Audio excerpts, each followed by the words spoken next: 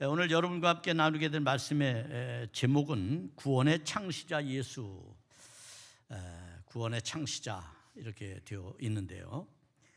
구원을 누가 시작했을까? 이제 창시자라는 말이 그런 의미가 되겠죠. 참으로 다사다난했던 한 해입니다. 어떤 이들에게는 한 해가 무척 지루했고 어떤 이에게는 쏜살같이 지나가는 그러한 해였으리라고 생각을 합니다. 이것을 우리는 모두 시간의 은총이라고 말합니다. 사람이라고 하는 존재가 망각의 존재죠. 모든 것을 기억하고 살면 살 수가 없어요. 그런데 때로 잊어버리기도 하고 때로 지나가기도 하고 또 생각이 났지만 그냥 내 안에서 성품과 인격과 인내로 다듬기도 하고 그렇게 해서 한 해를 잘 살아오셨습니다. 주님께서 여러분의 삶에 은혜로 흔적을, 발자취를 남겼을 거라고 생각하고 여러분들이 그 발자취를 세어보면서 지난날에 여러분과 함께 하셨던 주님께 대한 고백과 그리고 예배가 성숙되어지기를 바랍니다. 우리 그리스도인은 사실은 52일을 삽니다. 세상 사람은 365일을 살지만 우리는 52일을 살아요. 예배가 그리고 교회 주일이 사실은 우리에게는 중심이고 또 우리에게 주어진 정말 천상에서의 삶, 천국에서의 삶을 경험하는 시간이거든요. 여러분 52주 어땠습니까? 어떻게 살아오셨어요? 저는 매 순간순간 예배를 준비하면서 한 번도 소홀하지 않았습니다. 자신 있게 말할 수 있습니다. 모든 것을 매우 찬송가 하나를 고르는 것도 그리고 순서자들을 챙기는 것도 본문을 선택하고 거기에 맞는 교동문을 하나 구하는 것도 주보를 몇 번씩 고쳐가면서 그렇게 해서 여러분의 예배가 좀 더 하나님 앞에 완성도를 높여갈 수 있도록 그렇게 최선을 다한 삶이었다고 말할 수 있습니다. 여러분도 매 순간 그냥 자리에만 앉아 있는 것이 아니라 주님과의 깊은 교제를 통해서 주님을 더욱더 가까이 모시고 마음에 영접하고 그런 삶을 통해서 주님과 동행하는 한 해였으리라고 생각을 합니다. 이런 삶이 우리 안에는 매우 중요한 시간의 소명의식처럼 사실은 우리는 그리스도인으로서 직면해야 합니다. 매 순간이 그렇죠. 어떤 이들에게는 종말론적인 삶을 살아요. 그래서 우리도 보지만 올 한 해 장례를 치르고 우리 곁을 떠나간 사람들, 형제자매를 떠나보낸 사람들 분명히 여기 있습니다. 또 재난으로 각종 사고로 뜻하지 않게 여러분 이런 모든 일들이 우리 주위에서 일어나는 일들이고 여러분 어제 오늘도 세계 곳곳에 물난리로 이건 난리가 나고 있잖아요. 그런 현상들을 우리가 지켜보면서 시간의 소명의식이라고 하는 것은 우리에게 주신 그 시간에 대한 멍해를 짊어지는 것으로만 이해하면 안 된다는 거죠. 시간은 우리에게 멍해가 아닙니다. 그래서 멍해를 짊어지고 살아감으로써 스스로 상처를 받고 그 아픔을 우리가 늘 곱씹으며 살 필요는 없습니다. 이런 아픔과 상처를 지는 우리지만 그러나 그 상처를 싸매주고 치료해 주실 은혜의 주님이 우리 가운데 있다고 하는 것, 그것이야말로 우리가 정말 우리가 고백하는 주님에 대한 우리의 온전한 구원의 주님임을, 메시아임을 우리가 기억합니다. 우리가 지난 주간에 성탄절을 맞았고 오늘은 성탄절 후 첫 번째 주일이에요. 예수님께서 우리에게 왜 오셨는지, 그분은 어떤 일을 우리에게 행하셨는지, 우리는 그분을 통해서 어떤 은혜를 경험하며 살아가는지를 우리가 깨닫는 시간이 바로 오늘이에요. 그래서 지나간 한 해를 우리가 회상하면서 성찰하고 그리고 새롭게 우리에게 주어질 한 해에 대한 기대, 소망 이런 것을 마음에 품는 시간이 오늘의 예배라고 말할 수가 있습니다. 우리는 세상에 살면서 수많은 경험들을 하지만 그 경험 속에서 받은 상처, 그 경험 속에서 받은 여러 가지 아픔 이런 것들이 우리의 삶에 시간의 흔적줄로 상처기들로 남아있는 게 분명하죠. 그러면 오늘 주님께서는 이와 같은 우리의 상처를 어떻게 싸매 주시는 분일까요? 오늘 본문에 보면 중심 주제가 되는 10절의 말씀을 보면 이런 말씀이 있습니다. 그러므로 만물이 그를 위하여 또한 그로 말미암은 이가 많은 아들들을 이끌어 영광에 들어가게 하시는 일에 그의 구원의 창시자를 고난을 통하여 온전하게 하심이 합당하도다. 이 말은 무슨 말입니까? 당시 유대인들은 좀처럼 예수 그리스도에 대해서 받아들이기 어려웠어요. 왜냐하면 그들은 구약을 믿고 율법을 신봉하는 자들이었기 때문에 예수님이 이 땅에 오신다고 하는 것 자체가 상상할 수 없는 일이에요. 왜냐하면 하나님은 지고지순한 분이고 높이만 계셔야 되는 분이기 때문에. 그런데 오늘 이 성경은 히브리서는 우리에게 뭐라고 말합니까? 많은 사람을 위하여 또 그들을 영광 가운데 들어가게 하시는 그분이 누구냐? 구원의 창시자 예수 그리스도라고 말합니다. 그런데 더욱 놀라운 것은 그분이 고난을 통해서 이 일을 이루셨다는 거예요.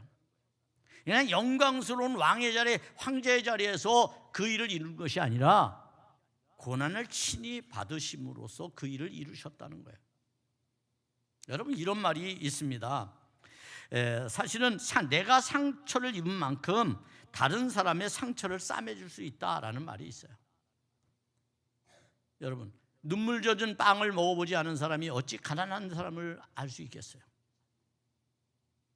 어느덧 과거에 자기가 가난했던 적을 다 잊어버린 사람들이 지금은 호화스럽게 떵떵거리며 살면서 가난한 자를 무시하고 조롱하고 비웃는 시대가 되었어요. 자기 어릴 적 코 흘리겠죠.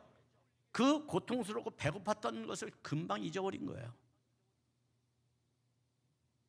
여러분, 어떻습니까? 상처라고 하는 게 뭡니까? 상처는 누가 주었습니까? 사실은 인간에게 있어서 상처의 근본적인 것은 우리의 죄성 때문에 생겨난 것이라고 말할 수 있겠죠. 인간에게 죄가 들어오면서 우리는 스스로 고통받게 되었어요. 그리고 수많은 사람들이 자라면서 성장하면서 성숙해지는 정도에 따라서 다르기는 하겠습니다만 모든 사람이 상처 없는 사람이 없습니다. 특별히 교회 다니면서 상처를 받았다고 말들 많이 하죠. 여러분, 교회뿐일까요? 시장에 가봐야 더 많아요. 네? 이전 투구하는 곳에 가면 더 많아요. 문제는 뭐냐면 그 상처가 왜 생겼는가라는 겁니다. 어쩌면 우리 각자는 나도 모르는 사이에 내 안에 상처로 덕지덕지 붙은 아이 하나를 키우고 있어요. 어릴 때부터 부모에게 맞았거나 부모에게 학대를 당했거나 친구들에게 따돌림을 당했거나 아니면 내 스스로 내 자존감이 약해서 스스로 그것 때문에 소심해지고 그것 때문에 표현 못하고 억울함을 내 마음에 차곡차곡 상치기로 쌓아놓은 자기 아이가 다 있죠. 없는 사람이 없어요. 문제는 이 자기 아이를 어떻게 잘 돌보고 잘 잠재우는가가 중요합니다. 여러분, 갓난아이를 키워보셨으면 압니다만 갓난아이의 부모님에게 있어서 아이로부터 해방되는 유일한 시간이 언제일까요?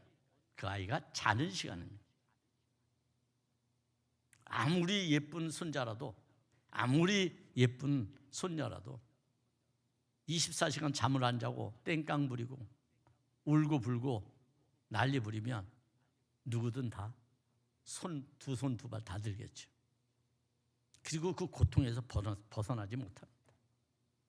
그런데 그 아이가 잠자는 시간은 평화로운 시간입니다. 엄마가 자기를 찾는 시간이고 자기 스스로를 다듬는 시간입니다. 부족한 것을 채우기도 하고 그래서 그 스스로가 더욱더 성숙해지는 시간이라고 말할 수가 있겠죠. 우리 사람들에게 다 여러분 장성했지만 다 여러분 다 뭐 성장해서 지식도 있고 여러분이 스스로 판단도 할 수 있고 뭐 경제적인 것도 다 갖춰지고 위치도 사회적 위치도 있고 다 있지만 어쩌면 내 속에 있는 내 아이는 그 상처기를 여전히 끌어안고 나를 괴롭힙니다. 여러분 자신을 괴롭히죠. 그런데 어떤 사람들은 그 괴롭힘의 아이를 잘 잠재우는 사람이 있어요.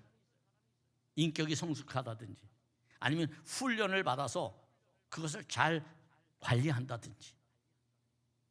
그래서 자기 안에서 자기의 감정이, 자기의 아픔이 밖으로 표출되지 않고 다른 사람들에게 상처가 되지 않도록 그렇게 하죠.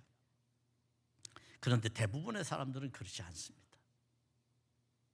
그것을 잘못하기에 우리 스스로가 내가 받은 상처로 남을 아프게 합니다. 남에게 상처를 또 줍니다. 아무 생각 없이 살아온 습관이 우리를 그렇게 만듭니다.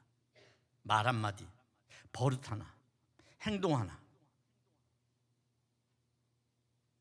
그래서 많은 사람들이 어떤 사람 때문에 상처를 너무 많이 받고 괴로워하는 그런 일들이 많습니다. 혹 이 시간 여러분의 마음속에 누구 때문이야 이런 마음이 있다면 아닙니다. 바로 당신 때문입니다. 그러니까 우리가 서로 자기 안에 있는 상처가 난 아이를 잘 잠재울 수 있어야 합니다. 그것이 우리에게 필요합니다. 더군다나 예수를 믿을 때 교회 안에서 상처가 왜 그렇게 많이 일어납니까? 우리는 그동안 영적인 삶의 영적인 패러다임을 어떻게 보면 외적인 것으로 표현해 왔습니다. 특히 한국 교회가 그렇습니다.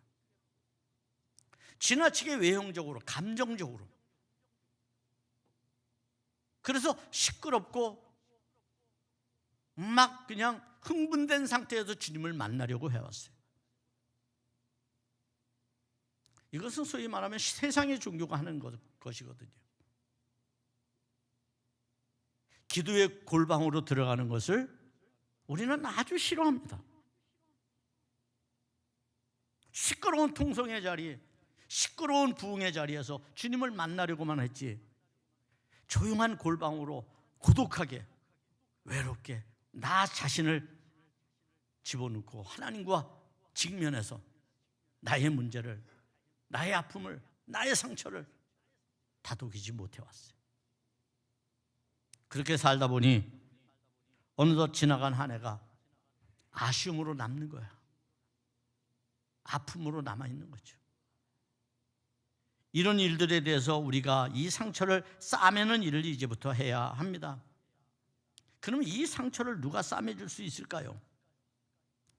오늘 성경은 우리에게 분명히 말하죠.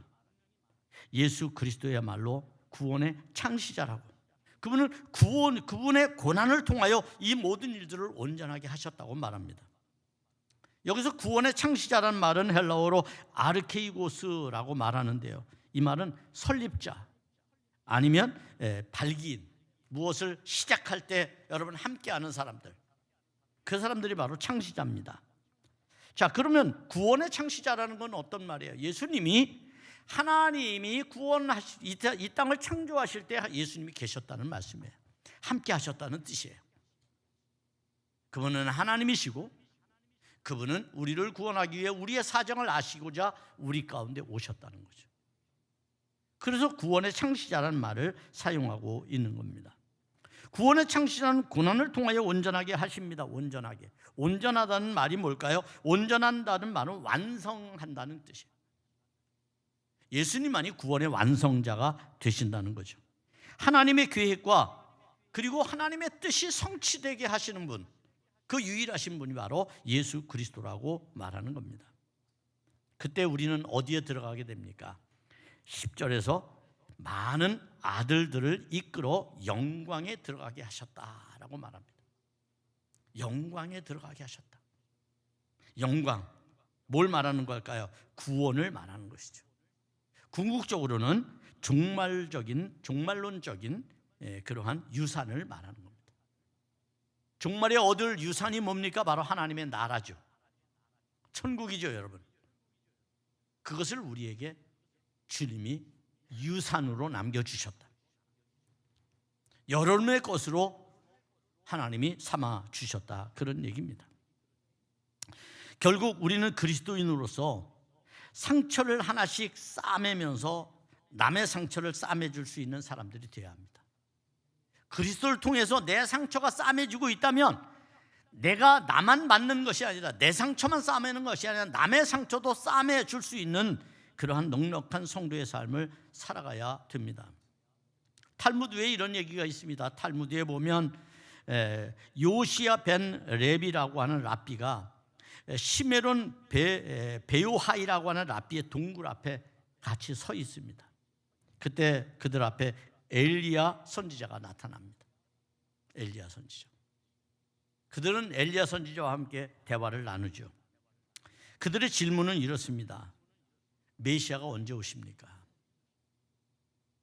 엘리야에게 묻습니다. 메시아 언제 오십니까? 엘리야가 대답을 하죠. 가서 그분에게 직접 물어보시오. 나는 한국교회 목사님들이 좀 이랬으면 좋겠어요.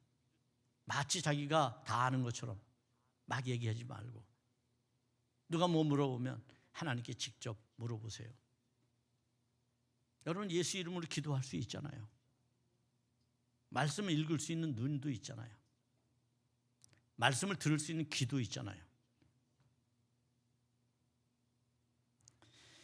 여러분, 가서 그분에게 직접 뭐라고 물어보라고 말할 때 랍비들이 놀랐습니다. 이게 오늘 우리의 마음과 같습니다. 랍비들은 엘리야에게 해답을 얻고 싶었던 것이죠. 그러나 엘리야는 해답을 주지 않습니다. 오히려 그분에게, 하나님께 직접 물어보라고 말합니다. 메시아에게 직접 물어보라고 말합니다. 그들은 의문이 생겼습니다. 그러면 메시아는 어디 있습니까? 그때 엘리야가 대답을 해줍니다. 성문에 앉아 계십니다. 성문이라고 하는 것은 많은 사람들이 오고 가는 곳입니다. 구약으로 말하면 거기는 광장입니다. 우리나라로 말하면 그건 우리나라에서 마당입니다. 마당. 여러분, 옛날에 시골마다 여러분 마당이 큰 집에 있으면 그 앞에서 아이들도 뛰어놀고 잔치도 열고 모든 사람들이 모였던 것처럼 그런 곳을 말하는 거죠.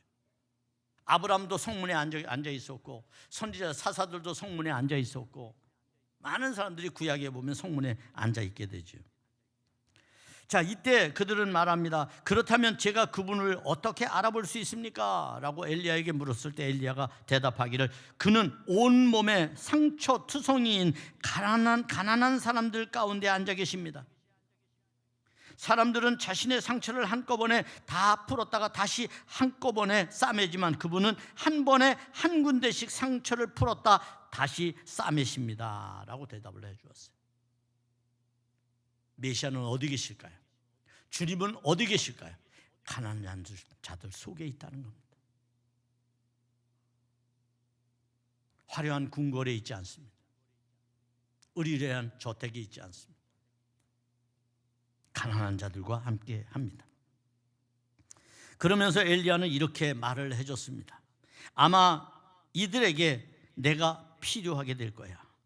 그때 잠시도 지체하지 않기 위해 나는 항상 준비하고 있어야 해.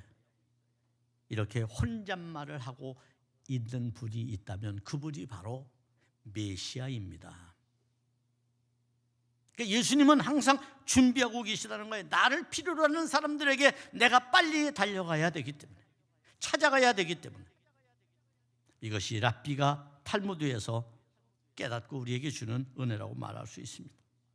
이 이야기의 가르침은 메시아는 치유와 회복의 사역자라고 하는 것을 말해줍니다. 상처를 싸매주고 자신이 필요할 때를 기다리는 사람들에게 언제나 달려가시는 주님의 모습을 그리고 있는 것이죠. 여러분, 사람들의 비극은 뭘까요? 인간은 왜 비극적인 삶을 그렇게 늘 원하지 않으면서도 살고 있는 걸까요? 문제는 공동체의 파괴에 따른 인간관계의 파괴 때문입니다. 그 결과 자기중심적인 생활이 인간 상호 이해를 보지 않고 살아갑니다. 그리고 환상을 쫓아서 살아가죠. 그리고 자신의 정당한 요구를 외면한 채 자신에게 상처를 입히고 있다는 거예요, 스스로. 여러분, 자신에게 이런 일들이 일어나게 됨으로써 어떤 일이 생길까요? 사회는 파괴되고 인간관계는 끊어지게 됩니다. 그리고 상처를 서로 입히면서 살아가게 되죠.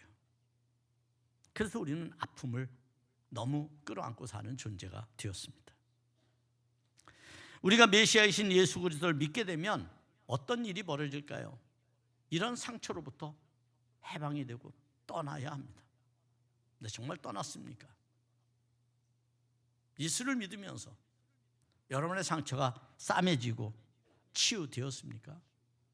너무 우리는 종교적인 것에 익숙해서 누가 나를 치유해 주기만을 바라고 있지 않았습니까? 때로는 말씀이, 때로는 내 스스로의 기도가, 하나님께 든 내 믿음이, 나의 소망이 나를 한계에서 다시 일어서게 하고 극복하게 하고 뛰게 하고 하나님의 사람으로 자라게 하지는 않았는지 여러분 돌아볼 필요가 있습니다. 그래서 나는 누군가를 치유하고 누군가로부터 치유를 받는 존재가 되어야 되는 것이죠. 서로 그런 존재들로 살아가야 합니다. 그래야 우리의 삶은 풍요로워집니다. 여러분의 삶이 부자처럼 살 수 있는 유일한 길이 있습니다. 그것은 남을 치료해 주면 부자가 됩니다. 부자가 됩니다. 여러분, 이제 우리는 서로에 대해서 풍요로워질 시간을 지금 보내고 있습니다. 올 한 해 52주를 지내오면서 여러분 받았던 상처, 서로가 싸매줄 수 있는, 그래서 내 스스로를 부자로 만들 수 있는 그런 시간을 우리가 지금 맞고 있는 겁니다. 이제 우리는 이런 일을 통해서 또 다른 기회를 얻을 수 있습니다. 그 기회라고 하는 것은 우리가 상처받은 만큼 상태를 치유해 줄 때, 그들을 채워줄 때, 그때 우리 안에 나타나게 되는 것이죠. 지난 한 해 어떻게 사셨습니까? 상처를 받은 것들, 또 누군가에게 상처를 준 것들이 있다면 조심스럽게 우리 자신 안에서 꺼내놓아야 합니다. 그것이 회개입니다. 그리고 그 상처를 치유할 의무와 책임이 오롯이 자신에게 있다는 것을 다시 깨달아야 합니다. 남이 해주는 게 아닙니다. 우리 스스로가 할 수 있어야 됩니다. 그 반면에 내가 누군가를 위로해 주었던 것, 내가 누구를 격려해 주었던 것이 여러분에게 있다면, 아니면 따뜻한 눈길로 어떤 사람들을 안아주고 포용해 준 일이 여러분에게 있다면 여러분들은 최상의 삶을 산 사람들입니다. 그 사람들에게는 칭찬이 있고 상급이 있을 것입니다. 그런 사람들은 매우 행복한 삶을 살아가는 사람이라고 말할 수 있습니다. 예수님은 이 땅에서 가장 상처를 많이 받으신 분입니다. 하나님의 아들이신 예수님은 마구간에 오셨고 고통으로부터 버림을 받았습니다. 그의 공생에는 우리가 소위 말하면 흠모할 만한 친구들이 없었습니다. 연약한 자, 외로운 자, 병든 자, 힘든 자, 세상에서 조롱받는 자들, 그들과 사귀기를 원했고 그들의 친구가 되어주기를 원했습니다. 그것이 예수님, 이 땅에 오신 예수님, 하나님의 아들인 예수님께서 하신 일입니다. 그뿐만 아니죠. 천하보다도 귀한 자기의 생명을 십자가에서 내놓을 만큼 자기와 아무 관계없는 사람들, 자기와 일면식도 없는 사람들, 자기의 말을 직접 들어보지도 못한 사람들, 자기와 한 공간에서 살아가지 않은 사람들, 그런 수많은 인류를 위하여 예수님은 십자가에서 못 박히셨고 찔리셨고 피 흘리셨습니다.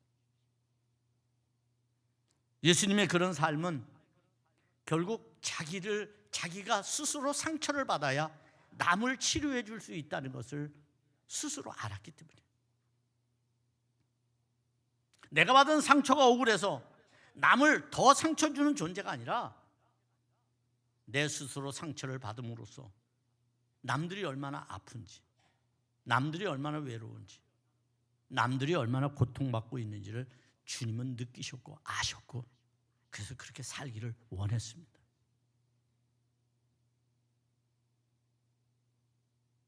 정말 이런 얘기는 하고 싶지 않습니다만, 저는 참 성탄절이 이번에 기뻤어요. 내 스스로 때문이 아니라 우리가 그런 지도자를 두고 있구나. 수만 명이 모이는 교회 가서 화려하게 예배드리지 않고, 제가 잘 아는 교회예요. 이 해인교회는 그 목사님하고 제가 교류를 하고 있기 때문에 120명밖에 모이지 않는 산자락에 있는 아주 작은 교회. 예배당도 아주 남루합니다. 거기는. 근데 그곳에 찾아가서 예배를 드리는 모습을 보니 정말 예수님이 왜 이 땅에 어떻게 오셨는지,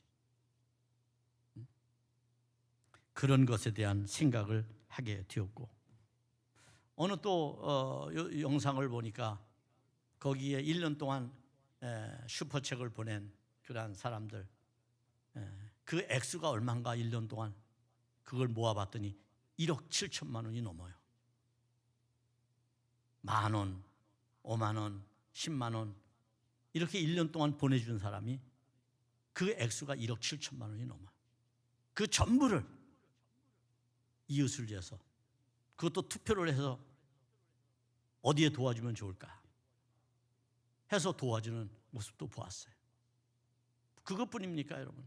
동사무소나 파출소나 이런 곳에 작은 아이들이 자기들이 용돈을 모아서 돕는 은혜들을 보기도 했고, 어떤 시장 할머니는 자기는 양말도 기어 신고 옷도 평생 화려한 걸 사지 않았지만 오히려 대출을 받아서 남을 도와주는 그런 할머니도 보았어요.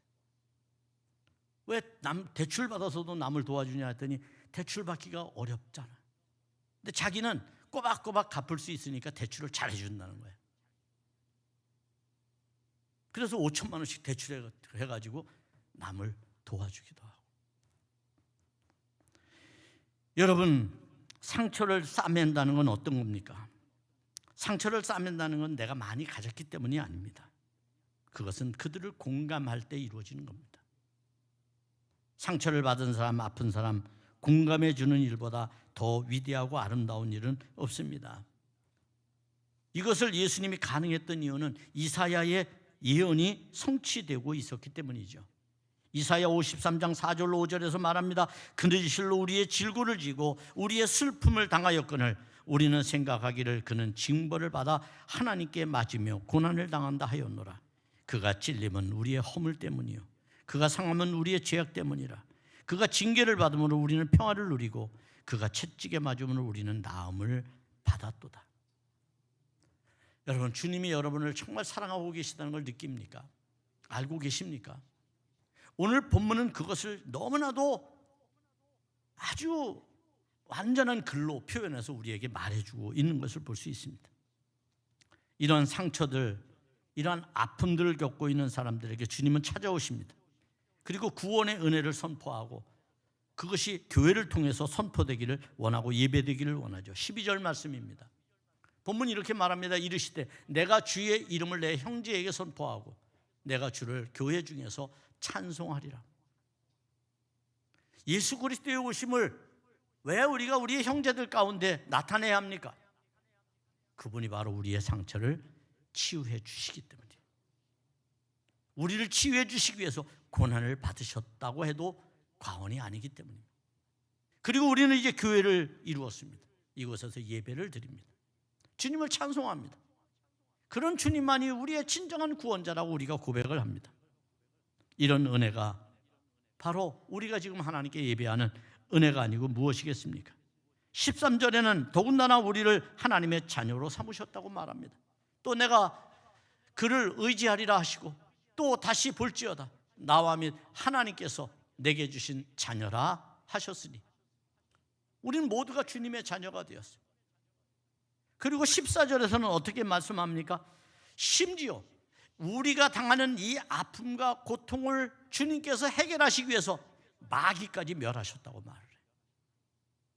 이 시간 여러분 안에 분열의 마귀, 그리고 정말 불평의 마귀, 아니면 분노의 마귀, 아니면 우리가 갖고 있는 의심의 마귀, 그런 마귀들이 있다면 예수 그리스도께서 당하신 고난을 가지고 해결할 수 있기를 바랍니다. 그것 가지고 남에게 상처를 주지 않았으면 하는 바람입니다. 15절은 결국 우리를 놓아주시는데, 죽기를 무서워함으로 한평생 매어 종노릇하는 모든 자들을 놓아주려 하심이니. 왜 그분이 고난을 받으셨는가? 왜 이 땅에 오셨는가? 왜 아픈 자들, 고통받는 자들, 가난한 자들 편에 있었는가? 그들은 힘이 없어요. 그렇기 때문에 언제나 어떤 사람들에게 종속되어 살아가요. 그것으로부터 해방시키기 위해 주님께서 하셨다는 거예요. 이 글을 쓰는 당시로 말하면, 소위 말하면 율법의 종로로 타는 사람들, 그리고 로마 황제에게 종로로 타는 사람들, 우상에게 종로로 타는 사람들, 그들을 해방시키기 위해서 주님께서 오셨다는 것입니다. 사랑하는 여러분, 오늘 우리가 하나님 앞에서 참된 죽음과 고통과 그 이 세상의 상처로 인해서 마귀에게 종노릇하는 사람들이 있다면 예수 그리스도에게 나와야 합니다. 그분을 영접해야 합니다. 그분만이 억눌리는 우리의 죄에서 자유를 주실 수 있는 분이십니다. 특별히 두려워하는 자들, 이것이 마케팅으로 사용되는 걸 저는 원치 않습니다. 때로는 어떤 사람들이 교인들에게 두려움을 막 가중시킵니다. 겁을 먹게 하는 거죠. 그래서 의지를 꺾어버립니다. 그런 거 원치 않습니다. 주님은 우리를 자유롭게 하셨는데 왜 그렇게 합니까? 아무리 그렇게 해서 사람들을 많이 모은다 하더라도 거기에 무슨 구원이 있겠습니까? 참된 구원은 예수 그리스도의 은혜 안에 거하는 겁니다. 주님의 은혜 아래서 살아가는 겁니다. 모두가 다 평등하게, 모두가 다 아름답게, 행복하게 주님의 거룩한 뜻을 나타내는 것만이 우리가 아브라함의 자손이 되는 것이죠. 이를 위해서 친히 주님께서 우리와 같이 되신 것은 매우 합당하다고 말합니다.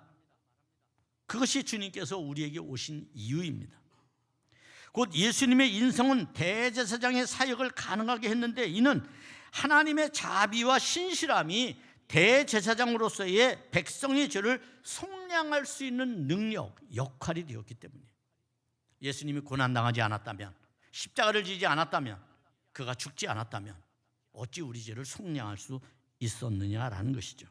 17절은 이렇게 말씀합니다. 그러므로 그가 범사의 형제들과 같이 되심이 마땅하도다. 형제들과 같이 되셨다고 하는 건 우리와 같이 되셨다는 거야. 우리와 같이 혈과 육이 있는 우리처럼 주님이 이 땅에 오셨다는 거야. 왜? 그래야만 대제사장으로서 백성의 죄를 속량할 수 있기 때문에. 그것이 바로 히브리서가 강조하고 있는 독특한 메시아에 대한 해석의 방법입니다. 이제 여러분, 이 모든 사건과 이 모든 일들은 바로 예수 그리스도의 고난 때문에 되어진 일이므로 우리는 고난을 두려워해서는 안 됩니다. 여러분의 마음의 상처를 두려워해서는 안 됩니다. 그것이 오히려 남의 상처를 싸매주고 치료해주는 동력으로 삼아야 됩니다. 그럴 때 성숙한 성도가 될 수 있고 성숙한 그리스도인으로 살아가게 됩니다. 이런 우리에게 히브리서는 마지막으로 이렇게 권면을 하죠. 그것이 3장 1절의 말씀입니다. 그러므로 함께 하늘의 부르심을 받은 거룩한 형제들아, 우리가 믿는 도리의 사도이시며 대제사장이신 예수를 깊이 생각하라. 여러분, 연말입니다. 들뜬 기분보다 지나간 한 해를 아쉬움과 원망으로 채우기보다 주님을 생각하는 그러한 시간의 은총 속에 머물기를 바랍니다. 그 시간이 여러분을 더욱더 성장시킬 것이고 성숙하게 만들 것이며 여러분 안에 있는 상처가 오히려 남들을 치료하는 에너지가 될 것입니다.